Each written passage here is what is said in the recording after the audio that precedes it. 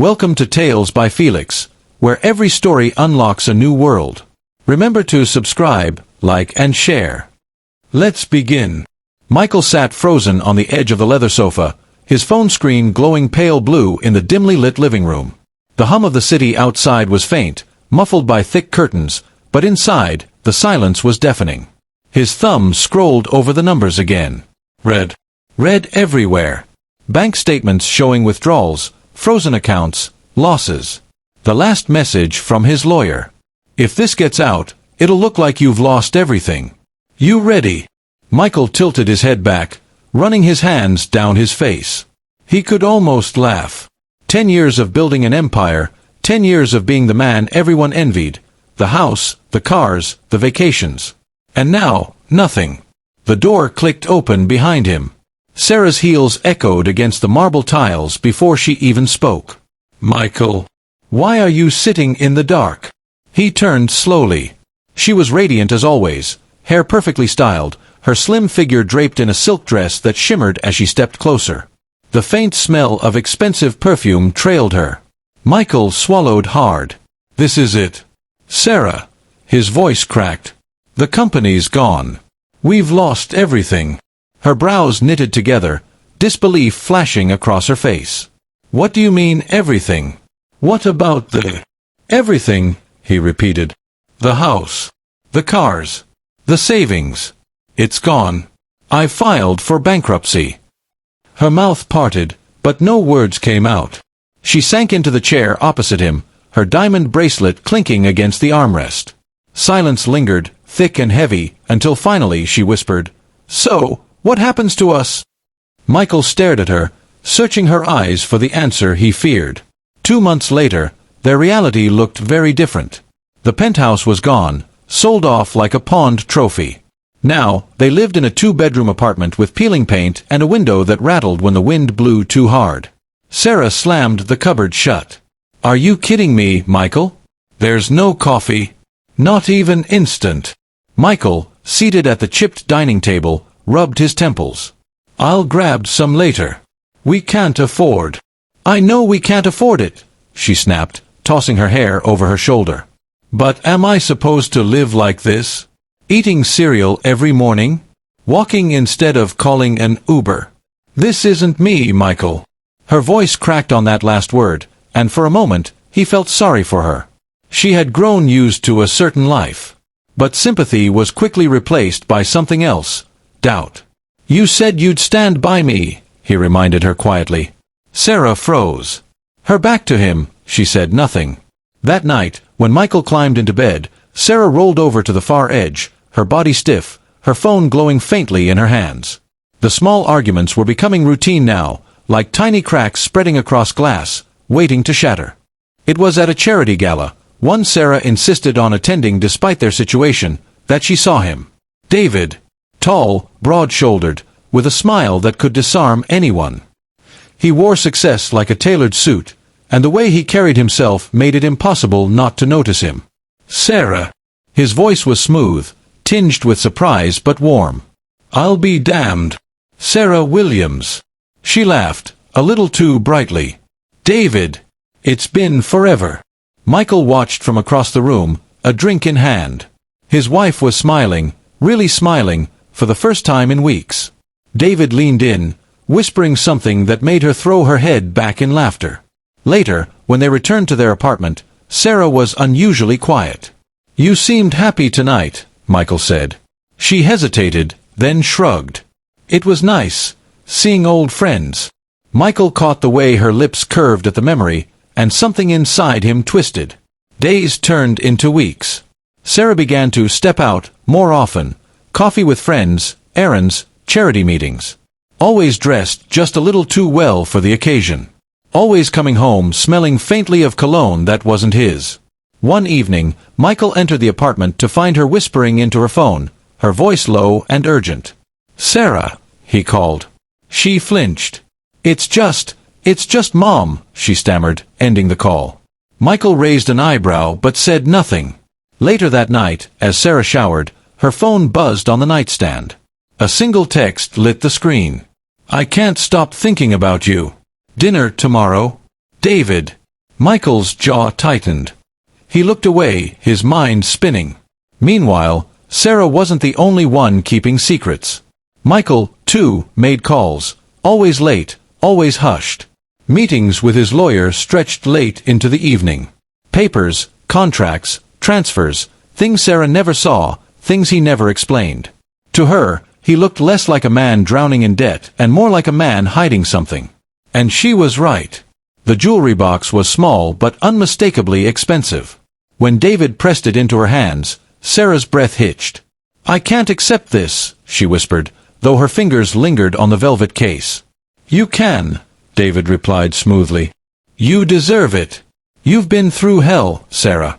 Let me remind you what it feels like to be cherished." Her resolve cracked. She opened the box, gasping at the diamond bracelet inside. Sparkling, flawless, extravagant. That night, Michael noticed it immediately. The shine caught the dull apartment light, mocking him. "New bracelet?" he asked evenly. Sarah faltered. "It was a gift." "From who?" "From a friend." Michael said nothing. He only studied her face, his expression unreadable, his silence louder than any accusation. Later, as Sarah drifted to sleep, Michael sat in the dark, staring at her hand resting across the sheets, the diamond catching faint moonlight. His mind was a storm. So this is what it comes to. And the test he had set in motion began to take on a life of its own. Michael leaned back in the cafe booth, the low hum of voices around him blending into static. Across from him sat a woman in a sleek gray suit, sharp eyes, confident posture. Maya, his longtime lawyer and confidant. "Everything's in place," Maya said, sliding a folder toward him. "Your assets are untouchable. Offshore accounts remain hidden. To the world, you're bankrupt. To those who matter, you're still a billionaire." Michael exhaled slowly, fingers drumming on the table. "Good. She can't know yet. I need to see how far she's willing to go." Maya raised an eyebrow. "You're playing with fire, Michael. What if she fails this test?" "Then I know the truth," he said flatly. "I'd rather live with a painful truth than a comfortable lie." Meanwhile, across town, Sarah laughed lightly over dinner with David. The restaurant was a swirl of candlelight and soft jazz, the kind of place Michael once took her weekly. David leaned in, his voice smooth. "You deserve more than living in that shoebox apartment. Come with me, Sarah. I can give you everything again." Her heart raced. She told herself it was just dinner. Just a friend. But the warmth in his eyes was tempting, dangerous. Later that night, when Michael came home smelling faintly of coffee and paperwork, Sarah asked, "Where were you?" "Meetings," he said simply, hanging up his jacket. "Meetings? At 10 p.m., she pressed. Michael only smiled faintly. "Not everything ends when the sun goes down." Her suspicions deepened. The cafe buzzed with chatter, but at the corner table, Sarah's voice was low, shaky. Across from her sat Elena, her oldest friend. "I don't know what to do anymore," Sarah whispered, twisting her hands. "Michael's different. Cold. Distant. It's like he doesn't even care that we're drowning." Elena sipped her tea, eyes narrowing. "Or maybe he's just coping differently. He's lost everything, Sarah. That's not easy for a man." Sarah leaned closer. "But then there's David. He makes me feel alive again. Seen. He reminds me of the life I had before everything crumbled. I'm not saying but I think about him more than I should." Elena frowned. "Be careful. Temptation feels sweet, but it rots from the inside. Do you still love Michael?" Sarah's eyes filled with tears. "I don't even know anymore." Later that evening, Michael returned home to find Sarah quiet, distant. She looked at him as though he were a stranger. He studied her carefully. "Rough day." Her lips trembled. "You have no idea." He almost told her the truth then, that the bankruptcy was a facade, that her loyalty was under scrutiny. But instead, he walked past her, his silence louder than any confession. Sarah wasn't snooping, at least, not intentionally. But when Michael left his laptop open on the dining table, curiosity won. She glanced at the glowing screen, expecting emails from creditors or desperate job applications. Instead, she froze. Transaction complete. Offshore account confirmed. Balance, $48,600,000. Her breath hitched. She stared, heart racing. 48 million. The bathroom door creaked. She slammed the laptop shut and scrambled back to the kitchen, pretending to make tea. Michael entered, toweling his hands. Everything okay? Sarah's pulse thundered. Fine. Just couldn't sleep. That night, she lay awake beside him, her mind spinning. Why would he hide this from me? Why pretend we're broke? The next morning, she watched him carefully. Every word, every gesture seemed suspicious now. He wasn't broken. He wasn't defeated. He was playing her. But for what? Over breakfast, Michael stirred his coffee casually. You ever notice how couples fall apart when money disappears? Sarah stiffened. What do you mean? He shrugged. I heard about Jack and Melissa. You remember them? He lost his job, and she was gone within weeks. Some people are only loyal when life is comfortable. Sarah's spoon clinked against her bowl. That's not fair. Not everyone's like that. Maybe, Michael said, studying her closely. But sometimes loyalty is only real when it's tested. Her throat tightened. And what about love? Doesn't that matter? Michael leaned back, eyes piercing. Love without loyalty is just lust dressed up pretty. Sooner or later, the mask slips. She forced a laugh, but inside, his words gnawed at her. Did he know? Was he hinting at something? Later that day, she met David again. He noticed the tension in her shoulders, the way she stirred her wine absent-mindedly. Rough morning? He asked gently. Sarah sighed. Michael's different. He keeps talking about loyalty, about people leaving when times get hard. It's like he's testing me. David reached for her hand. Then stop playing his games. You deserve certainty. With me, you'll never wonder. Her heart pounded. She wanted to believe him. But a small voice in the back of her mind whispered, what if Michael's right? It happened in the garden of David's mansion. Roses climbed the trellises, fairy lights sparkled in the dusk, and a violinist played soft melodies in the background. Sarah stood frozen as David dropped to one knee, a velvet box in his hand. Sarah Williams, he said, his voice steady, life is too short to waste on broken promises. Be with me. Marry me. I'll give you the world again. Her breath caught. The diamond ring glistened in the fading light, bigger than the one Michael had once slipped onto her finger. Images flashed through her mind, Michael's weary eyes, the cramped apartment, the endless arguments. Then David's laughter, his warmth, the bracelet sparkling on her wrist. Her hand trembled. David, He pressed. Say yes. Leave the past behind. Tears welled in her eyes. She glanced down at her wedding ring, simple now compared to the dazzling stone before her. For the first time, she whispered the words aloud, maybe I can't do this with Michael anymore. At that moment, in the shadows beyond the hedges, a figure stood watching. Michael. His jaw clenched, his heart pounding, he turned away before hearing her full answer. The test was nearing its breaking point.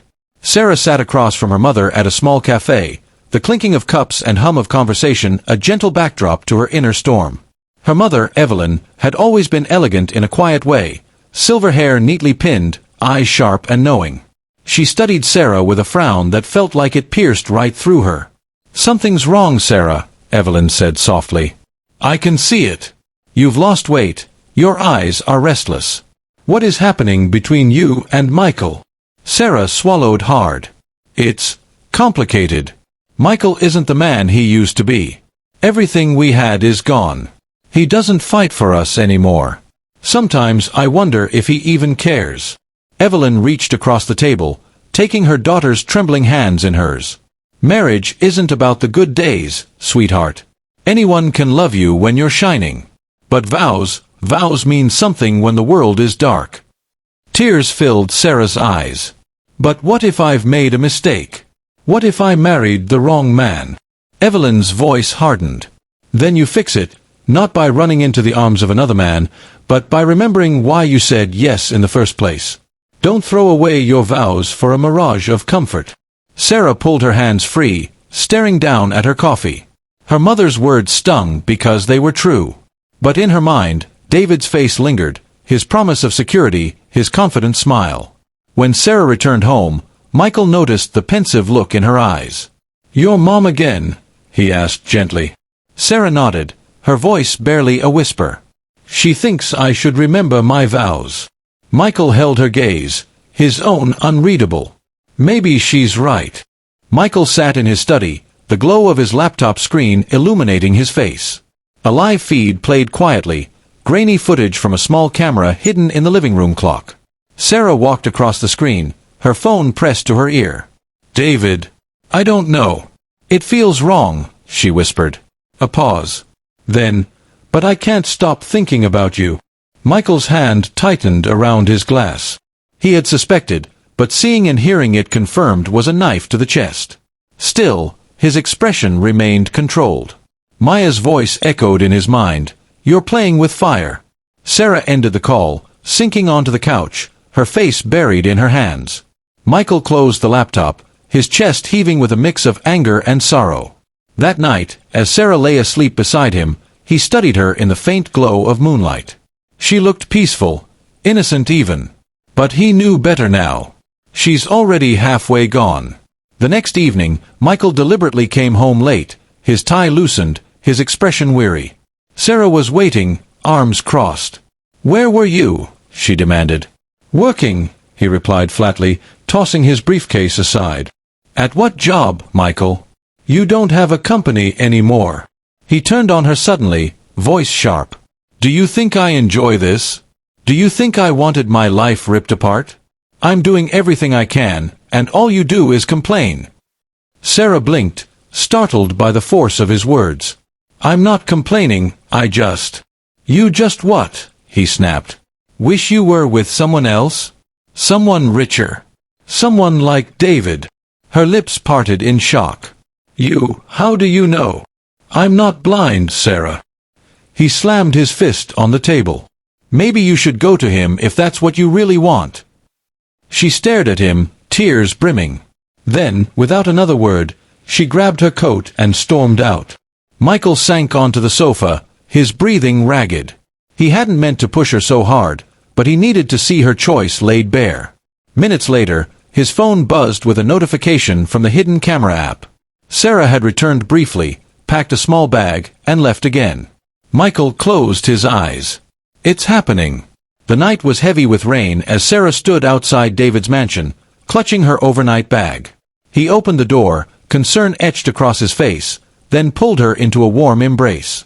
"You're trembling," he murmured, brushing wet strands of hair from her face. "Did you fight with him again?" Sarah nodded, her voice breaking. He said maybe I should just be with you." David smiled faintly, almost triumphant. "Then he knows. He's given up. And now you're free." She hesitated, staring up at him. "But what if I'm making a mistake? What if—" "Sure." He pressed a finger to her lips. "Trust me, Sarah. You deserve better. And I'll prove it to you." Meanwhile, back at the apartment, Michael sat alone in the dimly lit living room. Her half of the closet was empty, her perfume lingered faintly in the air. The silence was suffocating, but beneath the ache in his chest was a cold certainty. She chose. And not me. A week later, Sarah sat stiffly in a lawyer's office, David's reassuring hand on hers. Michael sat across the table, calm, collected, his eyes unreadable. The lawyer adjusted his glasses, unfolding a thick document. As per Mr. Carter's filings, his bankruptcy has been formally recognized. Assets liquidated, accounts drained, debts unresolved. There is nothing left to contest. Sarah's heart sank, even though she had expected this. She glanced at David, who gave her hand a squeeze. Michael's gaze flickered to her, but his expression never changed. He looked almost satisfied. The lawyer continued, "With no assets remaining, the separation agreement will be straightforward. Mrs. Carter, you will not be entitled to spousal support." Sarah stiffened. "What? Nothing. Michael finally spoke, his tone calm but edged with steel. "There's nothing left to give, Sarah. You made your choice." Her cheeks flushed with shame and anger. The weight of finality settled heavily on her shoulders. As they exited the office, David whispered, "It's for the best. Now we can start fresh." But deep inside, Sarah felt an unease she couldn't shake. Something about Michael's calmness unsettled her, as though he knew more than he was letting on. And he did. Sarah leaned against the marble counter of David's mansion kitchen, a glass of wine in her hand. At first, everything seemed like a dream. Spacious rooms, glittering chandeliers, a staff that catered to every whim. But it didn't take long for cracks to show. "Where were you?" she asked one evening as David strode in, jacket tossed carelessly over a chair. "Business," he said curtly, loosening his tie. "Business that keeps you out until 2 a.m., she pressed. He shot her a look, sharp and unamused. "Don't start with me, Sarah. You're here because you wanted a better life. Don't question the way I provide it." Her chest tightened. This wasn't the attentive, charming man she remembered. This David barked orders at the staff, dismissed her opinions, and treated her presence as a prize he had won rather than a partner he cherished.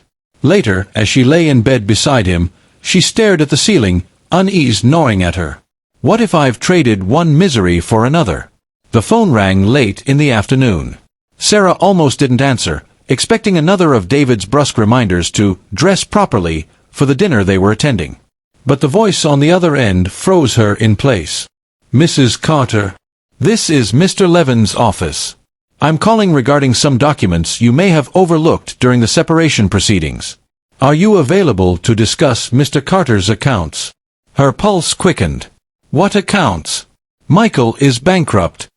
A pause. Then, carefully, "That's not what our files indicate. Perhaps you should see for yourself." Sarah's hand trembled as she ended the call. "Accounts?" She barely noticed David barking from the living room about his missing cufflinks. Her thoughts were consumed with one question. Had Michael lied? Michael sat in his lawyer's office, calm as ever. Maya flipped through a thick stack of papers, her eyes scanning quickly. "Everything is airtight," she confirmed. "No leaks. If Sarah suspects, it's because she stumbled onto something she shouldn't have." Michael leaned back, steepling his fingers. "Good. Let her stew in the doubt. She made her choice. Now she has to live with it." Maya's voice softened. "You still love her, don't you?" Michael's jaw tightened. "Love isn't enough if it's only skin deep.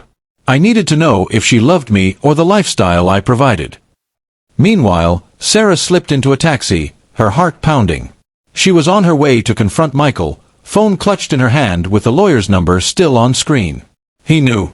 He planned this. And for the first time, she was terrified not of losing wealth, but of losing the truth. The apartment door creaked open. Sarah stepped inside, her breath shallow. Michael sat at the table, sipping tea as though he had been expecting her. "You look well," he said calmly. "David taking good care of you?" Her throat tightened. "Stop it. I know the truth. The accounts. The money. You're not broke. You never were." Michael didn't flinch. He set his cup down with deliberate slowness. "Finally. You figured it out." Her eyes filled with tears. "Why, Michael? Why lie? Why put us through this charade?" He rose, walking toward her with measured steps. "Because I needed to know, Sarah. I needed to know if you loved me for who I am or for what I have. And now," his gaze hardened, "now I know." She staggered back. "That's cruel. You tested me like I was some experiment. And you failed," he said softly. "You didn't just fail, you ran straight into another man's arms." Her chest heaved. "I was desperate. You shut me out, made me feel unwanted." Michael's voice broke then, raw and full of restrained pain. "I gave you a chance, Sarah. I gave you us. And when the storm came, you let go of my hand." The silence stretched long, broken only by the ticking of the clock on the wall. Sarah sank into a chair, her face in her hands. "I made a mistake," she whispered. "David isn't who I thought he was. He doesn't love me. He never did. But you, Michael, I was scared. I thought I'd lost you, and I didn't know how to survive without the life we had." Michael's eyes softened for a fleeting moment, then hardened again. "And now you know the truth. I'm still that man. The wealth is still here. But tell me, Sarah, do you love me? Or do you love the life I can give you?" She looked up at him, tears streaking her cheeks. "I love you. I always have. I was weak. I made the wrong choice. Please, give me another chance." Michael studied her, his silence suffocating. Then he turned, picking up his jacket. "Love without loyalty," he said quietly, "isn't love at all." The door closed behind him. Sarah sat in the empty apartment, shaking, broken, the echo of his words hanging in the air. The story ended not with a reunion, but with a haunting question. Would Michael ever forgive her? Or had her betrayal sealed their fate forever? The end.